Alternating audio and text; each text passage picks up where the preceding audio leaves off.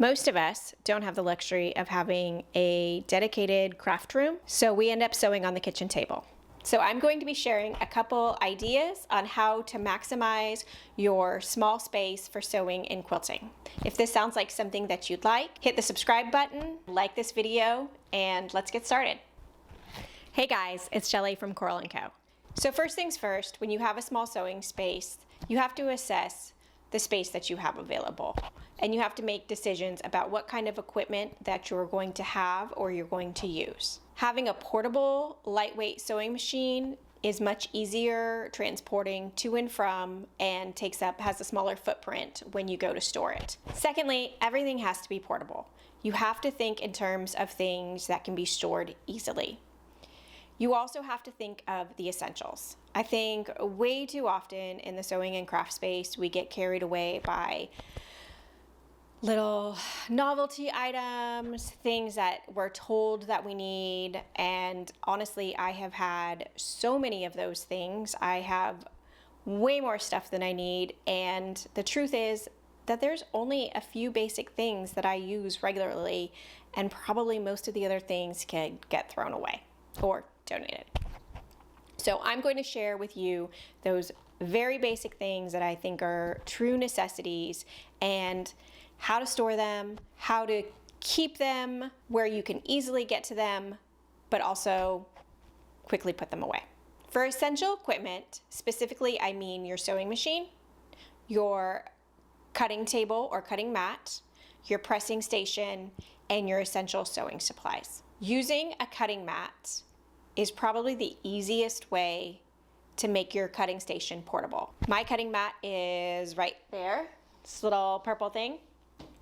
I keep it either on the wall or sometimes I just hide it behind a bookshelf, and I pull it out, take it to my kitchen counter alongside my wool pressing mat. If you don't know what a wool pressing mat is, hold on. Our wool pressing mat is one of these. It is about half an inch, 3/4 of an inch thick. This one has gotten a lot of love, so it's kind of dirty, and it's just made of a really thick wool, and you can put it anywhere in your house. I put it on my kitchen counter. You might want to use maybe a towel under it. Sometimes it gets a little bit moist if you have like a wood surface.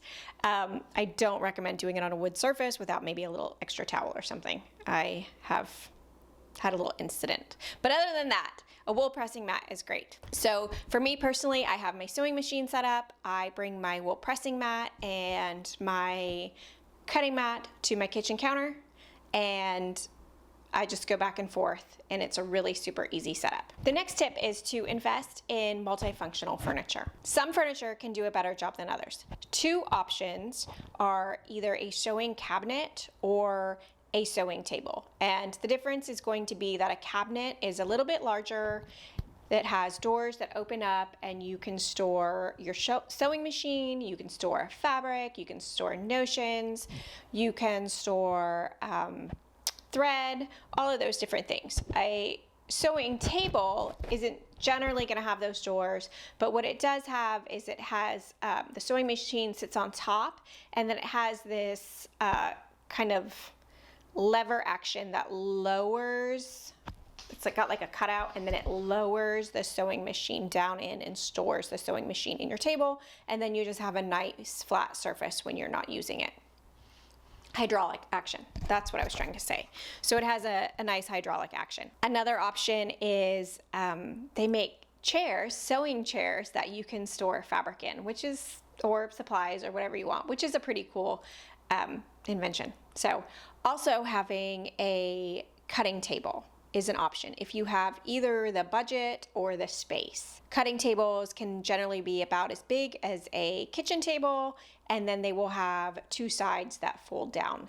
They are a little bit heavy and a little bit clunky, so if you don't have a large space like a kitchen table or a kitchen counter, they're a good option for you. My next huge tip is to maximize your vertical space. As you can see behind me, I have a little mini 3-tiered shelf that I store my fabric on.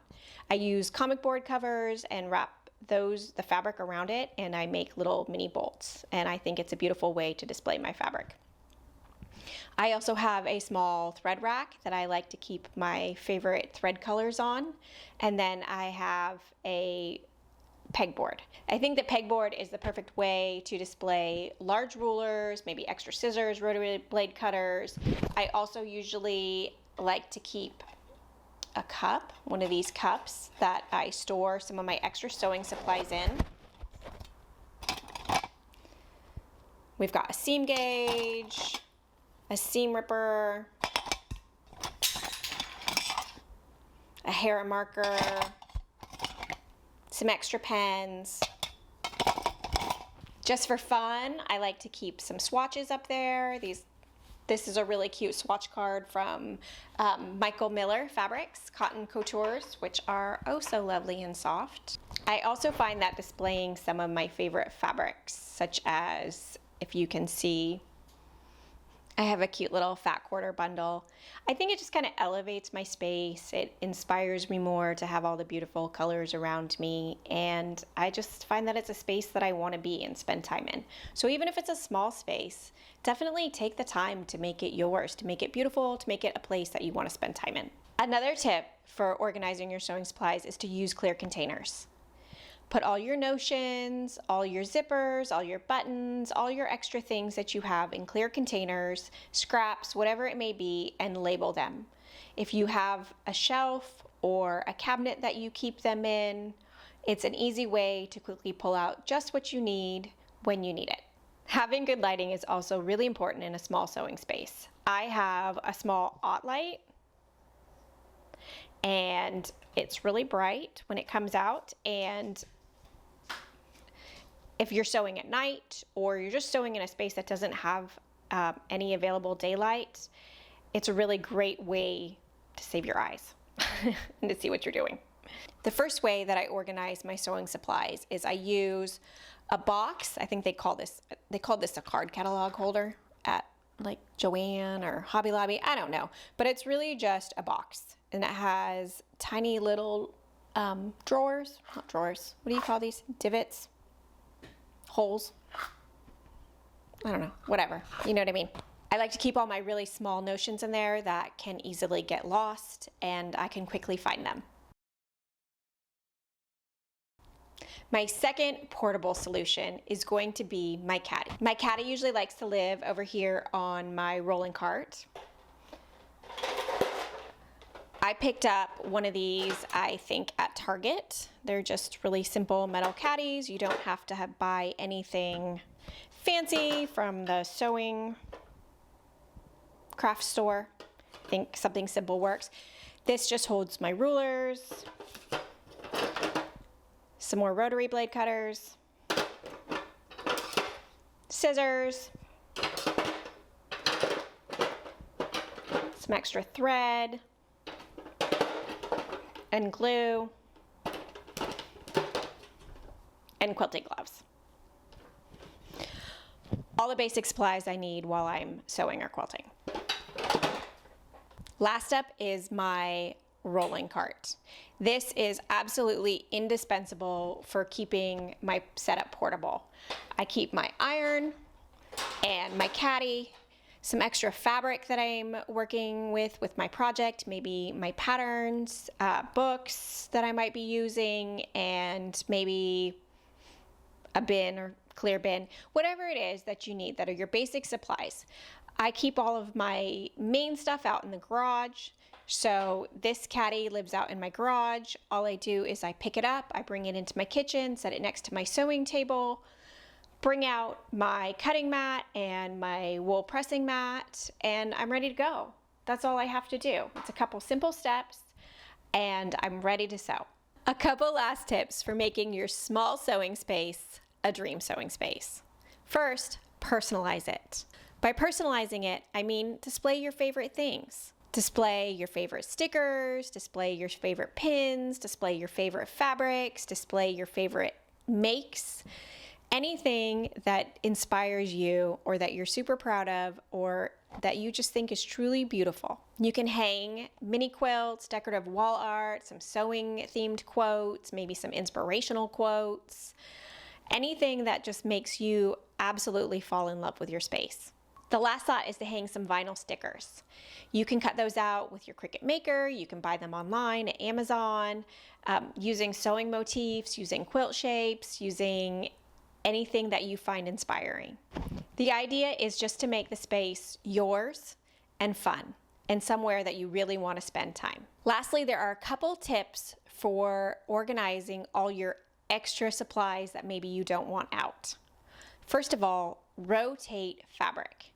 Rotate your seasonal fabrics. So if it is Halloween and you have Easter fabrics out, store them away and bring out your Halloween fabrics that you know you might use now. Secondly, under the bed boxes are divine. They are there for a reason, to store all of the things that we don't have space for on our shelves, in our cabinets, or to display out in the open. Last but not least, declutter. If you don't use those notions anymore, if you don't use that fabric anymore, if you're not going to make that pattern, get rid of it. Somebody else out there will love it. Thank you for joining me today. I hope you enjoyed all my tips and tricks for turning your small room into the perfect sewing and quilting space for you. If you took any value from this video, please hit the like button and consider subscribing. I would love it if you would share in the comments below how big your small sewing space is and any tips and tricks you have for making an effective use of your space. Thank you once again, and I will see you guys next time.